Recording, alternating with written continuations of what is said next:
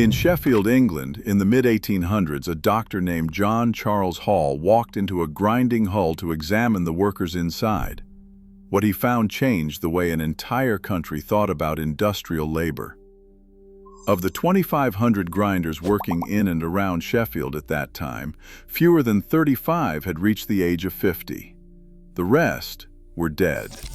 They had not been crushed by machinery or killed in a single catastrophic event. They were dead from breathing. They were breathing next to the wheel every day of their working lives. This is the story of the Emery wheel, a disc made of powdered stone and bonding compound, spinning at thousands of revolutions per minute, inches from a man's face. It killed in two ways: slowly, by filling the lungs with dust that turned them toite, and instantly, by exploding without warning and sending fragments through the operator's skull before he could flinch. A grinding wheel is a simple object. Take an abrasive material, something harder than the metal you want to shape. Mix it with a bonding agent. Press it into a disc. Mount it on a spindle. Spin it. When you hold a piece of metal against the spinning disc, the abrasive grains cut into the surface, removing material one microscopic layer at a time. That is how every blade, tool, and finished metal surface was shaped for centuries. The earliest grinding wheels were natural sandstone, quarried in large blocks and carved into round shapes. By the 1870s, manufacturers had started producing artificial wheels using emery, a natural mineral containing iron and corundum, mixed with clay and fired in a kiln like pottery. By the 1890s, silicon carbide and aluminum oxide replaced emery in most industrial applications. But the name stuck. Workers called them Emery wheels, regardless of what they were actually made from, the same way people call every adhesive bandage a Band-Aid. These mills were everywhere: machine shops, tool works, cutlery factories, forges, shipyards. If you worked with metal in the 19th century, you worked next to a grinding wheel. If you want to see which machine I cover next, subscribe and drop it in the comments. Now here's what made the Emery wheel different from everything else in the factory. Most machines that killed workers in this era did so through entanglement, crushing, or impact. The grinding wheel did something else entirely. It weaponized the air. In Sheffield, the center of the British cutlery industry, grinding was divided into two categories. Wet grinding meant the stone ran through a trough of water. Dry grinding meant the stone did not. Wet grinding produced less airborne dust because the water carried the particles down into the trough. Dry grinding threw clouds of fine powder into the room with every pass. That powder was a mixture of microscopic steel filings and silica dust from the stone itself. Workers breathed it in with every breath. It settled on their skin, in their hair, in their food. It coated the inside of their lungs like cement powder coats the inside of a bag. The disease had several names: grinder's asthma, grinder's rot, Sheffield lung disease. The medical term is silicosis. The silica particles, once inhaled, lodged in the lung tissue and triggered a chronic inflammatory response. The body tried to wall off the foreign particles with scar tissue. Over months and years, the scar tissue accumulated until the lungs could no longer expand properly. The grinder developed a persistent cough, then shortness of breath, then a wheeze that never went away. Then he could no longer climb stairs. Then he could no longer walk across a room. Then he drowned in his own fluid, fully conscious, gasping for air that his hardened lungs could no longer absorb. Dr. George Calvert Holland published a study in 1842 called The Mortality, Sufferings, and Diseases of Grinders. The statistics were devastating. Among penknife grinders, 402 out of every 1,000 deaths occurred between the ages of 20 and 29. The national average for that age group was 160. The grinders were dying at 2.5 times the normal rate before they even reached 30. Dry grinders rarely made it past 35. Wet grinders rarely made it past 45. A fork grinder who started work at age 10 could expect to die by 30. Could you imagine knowing that your job would kill you before your 30th birthday and going back to work anyway? If you can, let me know in the comments. Here is why they kept going. There was no alternative. Grinding was one of the best paid trades in Sheffield. A skilled grinder earned more than most laborers, more than many clerks. The money was good precisely because the work was lethal. Everyone knew it. The grinders knew it, their families knew it, the factory owners knew it. A popular saying in Sheffield went that grinders were not counted as full men. The joke was that a group might consist of 3 men and 2 grinders, as if the grinders were something less than human, something already half dead, and the dust was only one way the wheel killed. The other way was instantaneous. A grinding wheel is a brittle ceramic disc spinning at high speed.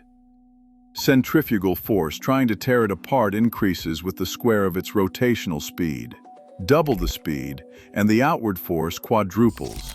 At operating RPM, the only thing holding the wheel together is the strength of the bond between the abrasive grains. If that bond has a flaw, if the wheel has an internal crack, if moisture has weakened the structure, if the operator exceeds the rated speed, if the wheel is mounted improperly, if it was stored wrong, or if it simply has a manufacturing defect that nobody can see, the wheel comes apart. When a grinding wheel explodes, it does not crumble. It fractures into large angular fragments that launch outward at the speed the rim was traveling. On a wheel spinning at 3,000 RPM, the rim speed can exceed 100 miles per hour. The fragments are made of the same hard abrasive material designed to cut steel. A contemporary account from Sheffield described the sound as a sharp crack followed by a crash through the roof and a piteous moan. Workers in the grinding hulls lived with the knowledge that any wheel, at any moment, could detonate like a bomb. The fragments punched through wooden walls, went through roofs, and embedded in anything in their path, including the operator sitting inches away on his horsing. A horsing was a narrow wooden seat that the grinder straddled while working. His knees were on either side of the wheel. His elbows rested on his knees. His face was bent over the spinning disc, sometimes close enough to feel the grit hitting his skin. This was the standard working posture. Nobody sat behind a guard because guards for grinding wheels barely existed in the early industrial period. The grinder's entire body was in the blast radius of a wheel that everyone acknowledged could explode at any time. Horsing. In France, knife grinders called remouleurs went even further. They worked lying face down on wooden platforms, their faces inches from the spinning wheel, to apply downward pressure to the blades they were sharpening. The posture put their lungs closer to the dust and their skulls closer to the wheel. They called the resulting lung disease la maladie du chien, the dog's disease, possibly because of the panting, gasping sound the dying grinders made in their final weeks. You are probably wondering whether anyone tried to fix this.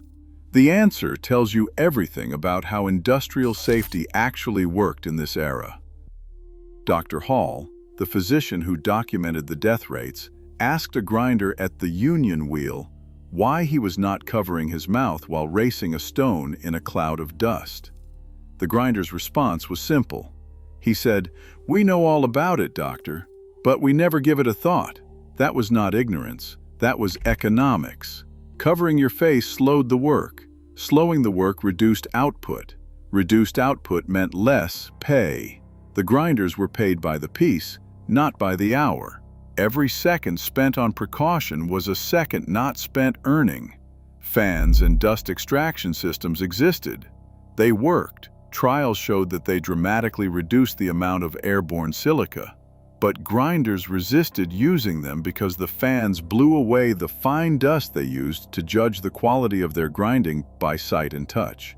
And factory owners resisted installing them because they cost money and the grinders themselves did not demand them. The result was a stalemate that lasted decades, while men continued to die in their 30s. In 1819, Sir Arnold Knight, the founder of Sheffield's medical school, published the first formal warning about grinder mortality. It took until 1857 for the first Factory and Workshops Act to begin addressing the issue. 38 years passed between the warning and the response. During those 38 years, thousands of Sheffield grinders died from a disease that could have been significantly reduced by a fan and a piece of cloth. Grinding wheel explosions were addressed even more slowly. The ring test, a method of checking for cracks by suspending the wheel and tapping it to listen for a clear ringing tone versus a dull thud, became standard practice eventually. Guards were developed that could contain fragments if a wheel burst.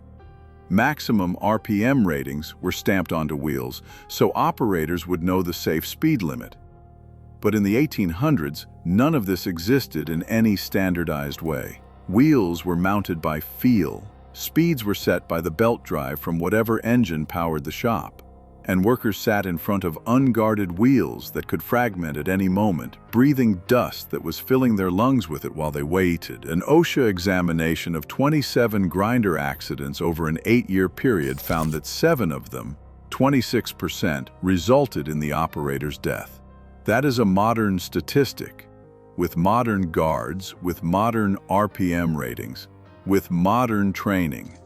In the 19th century, without any of those protections, the fatality rate from wheel bursts was significantly higher. But it was always overshadowed by the slower, quieter, more profitable killer, the dust. The Emery wheel did not look dangerous. It was not massive like a flywheel. It did not glow like a rolling mill. It did not tower over the factory floor like an overhead crane. It sat on a bench or a pedestal, spinning quietly, doing its job. A tool so common that every metalworker in the Western world used one. So ordinary that people forgot it was a ceramic disc spinning fast enough to launch shrapnel through a brick wall. So familiar that men sat inches from it for 12 hours a day, breathing powder that was slowly turning their lungs toite, and never gave it a thought. Sheffield's grinding trade eventually changed. The Factory Acts introduced reduced working hours, prohibited child labor in grinding hulls, and mandated dust extraction. Composite wheels made without silica replaced the old sandstone. Machine grinding replaced hand grinding for most applications. The open horsing gave way to enclosed grinding stations with guards and extraction hoods. These changes came at the cost of generations of grinders who were born, apprenticed, sickened, and buried before anyone with the power to change things decided that their lives were worth the cost of a fan. In the mid-19th century, boys as young as 7 and 8 were put to work polishing in Sheffield's grinding hulls. Their small lungs were the most vulnerable to the dust. Many of these boys were the sons of grinders who had already died from the same disease. Families fed their children into the same trade that had killed their fathers because the trade paid well and there was no other option. Generation after generation, in the same hulls, on the same horsings, breathing the same dust, dying the same death. Dr. Holland, in his 1842 study, described the typical late-stage grinder as a figure of deep pity. Prematurely old, crawling to his hull to work a few hours when he could manage it, inhaling more of the dust that was already destroying him because he needed the money for bread, increasing the disease that was killing him in order to survive one more week. That was the grinding wheel's final calculation. It made the work that killed you the only work that could keep you alive. Thanks for tuning in. For more stories about the machines and structures that killed the people who worked inside them, check the videos on screen. If you want to see what we investigate next, subscribe.